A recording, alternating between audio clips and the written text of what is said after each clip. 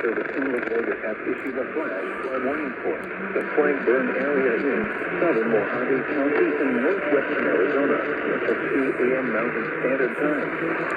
At 11:58 p.m. Mountain Standard Time, Doppler radar indicated thunderstorms producing heavy rain over the flag burn area. Flash flooding is ongoing or expected to begin shortly. Hazard, life-threatening flash flood. Thunderstorms producing flash flooding in and around the flag burn area. Source, radar. In fact, life-threatening flash flooding of areas in and around the flag burn area. Some locations that will experience flash flooding include Qualifying Mountain Park. This is a life-threatening situation. Heavy rainfall will cause extensive and severe flash flooding of river wash and other washes in and around Pine Lake and the Qualifying Mountain Park. Severe effects of debris flows can occur well downstream of the burn area, which could potentially impact area roads.